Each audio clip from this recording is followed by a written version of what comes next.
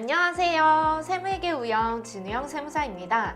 지난 시간에는 연말정산 시 소득공제 중 인적공제 항목에 대해서 알아보았는데요. 이번 시간에는 다양한 세액공제 항목 중 특별세액공제 항목에 대해서 이야기를 나눠보려고 합니다. 특별세액공제에는 거주자가 기본공제 대상자를 위하여 지출한 보험료, 의료비, 교육비, 기부금에 대해 적용하는 항목별 세액공제와 특별소득공제, 항목별 세액공제, 월세세액공제를 신청하지 않은 근로소득이 있는 거주자가 적용받을 수 있는 표준세액공제로 나눠볼 수 있습니다. 오늘은 이러한 특별세액공제 중 항목별 세액공제 4가지에 대해서 자세히 살펴보려고 합니다. 자, 그럼 시작해볼까요?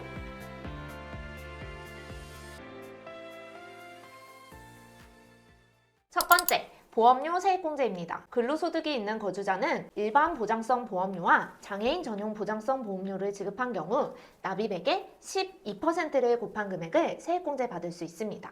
단 이때 일반 보장성 보험료, 장애인 전용 보장성 보험료 각각의 납입액이 100만 원을 초과하는 경우에는 그 초과하는 금액은 없는 것으로 봅니다. 이때 일반 보장성 보험료는 나이 요건, 소득 요건, 생계 요건을 모두 만족하여야 기본공제 대상자로 판정하고 장애인 전용 보장성 보험료는 나이 요건은 제한받지 않고 소득 요건, 생계 요건을 충족하면 기본공제 대상자로 봅니다. 보험료 세액공제에서는 계약자와 피보험자가 누구인지가 중요한데요. 본인과 배우자 모두 근로소득이 있어 서로 공제 대상 배우자가 아닌 경우, 본인이 계약자이자 피보험자인 경우에만 본인 공제가 가능합니다. 하지만 본인이 계약자이고 피보험자가 배우자인 경우에는 본인 쪽에서도 배우자 쪽에서도 모두 공제가 되지 않으므로 주의하셔야 합니다. 두 번째, 의료비 세액공제입니다. 근로소득이 있는 거주자가 기본공제 대상자를 위하여 해당 과세기간에 의료비를 지급한 경우 신청할 수 있습니다. 의료비 세액공제는 나이 요건, 소득 요건에 제한을 받지 않고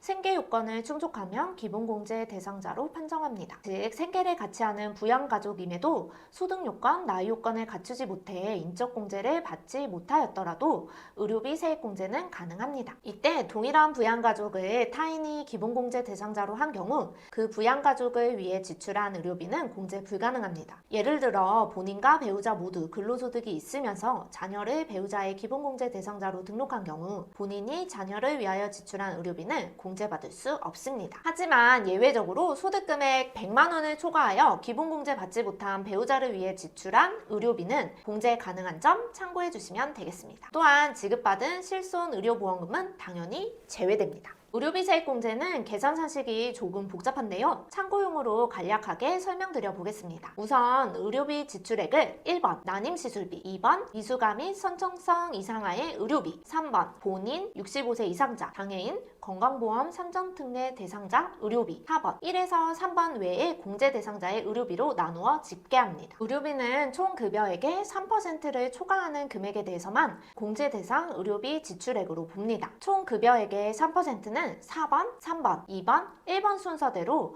우선적으로 차감하여 공제 대상 의료비 지출액을 계산합니다. 예를 들어 1번에서 4번 항목의 의료비가 각각 200만 원이고 총 급여액의 3%가 250만 원이라면 공제 대상 지출액은 1번, 2번은 각각 200만 원, 3번은 150만 원, 4번은 0원이겠죠? 이때 4번 항목으로 집계된 금액은 700만 원을 한도로 합니다. 이렇게 계산한 공제 대상 지출액에 1번 항목에는 공제율 30%, 2번 항목에는 공제율 20%, 3번, 4번 항목에는 공제율 15%를 적용하여 최종 의료비 세액공제를 계산합니다. 세 번째, 교육비 세액공제입니다. 근로소득이 있는 거주자가 기본공제 대상자를 위하여 지출한 교육비 중 세액공제 대상 금액에 해당하는 금액의 15%는 세액공제 받을 수 있습니다. 교육비 세액공제 시 나이 요건은 제한받지 않고 소득 요건, 생계 요건을 충족하면 기본공제 대상자로 판정합니다. 세액공제 대상 금액은 3가지로 분류할 수 있는데요. 1번 근로자 본인 교육비, 2번 장애인 특수교육비, 3번 기본공제 대상자인 배우자, 직계 비속, 형제 자매, 입양자, 위탁아동의 교육비로 분류할 수 있습니다. 이때 직계 존속은 교육비 공제 대상이 아니며 장애인 특수교육비인 경우에만 공제 가능합니다. 1번, 2번 교육비는 전액 공제 가능하고 3번 교육비는 한도가 있습니다. 초등학교 취약전 아동, 초, 중, 고등학생 1명당 연 300만원, 대학생 1명당 연 900만원까지 가능합니다. 주요 교육비 공제 대상에 대해서 살펴보겠습니다. 취약전 아동, 초, 중, 고등학생, 대학생 모두 기본적으로 수업료, 입학 알바금 등은 교육비에 포함됩니다. 교복 구입비는 중고등학생에 한해서 1인당 50만 원 이내의 금액만 포함되며 현장학습비는 초중고등학생에 한해서 1인당 30만 원 이내의 금액만 포함됩니다. 대학 수학능력 시험 응시 수수료 및 대학 입학 전용료도 포함하는 점 참고해 주시면 되겠습니다. 네 번째, 기부금 세액공제입니다. 본인과 기본공제 대상자에 해당하는 배우자 및 부양가족이 지출한 기부금에 대해서는 법정 상식에 따라 계산한 금액으로 세액공제 적용이 가능합니다. 기부금 세액공제는 나이 요건은 제한받지 않고 소득 요건, 생계 요건을 충족하면 기본공제 대상자로 판정합니다. 기부금은 크게 5가지 종류로 나눠볼 수 있는데요. 정치자금 기부금, 보양사랑 기부금, 특례기부금, 우리사주조합 기부금, 일반 기부금으로 나눠볼 수 있습니다. 근로자 본인이 지출한 기부금은 기부금 형태에 상관없이 공제 대상이지만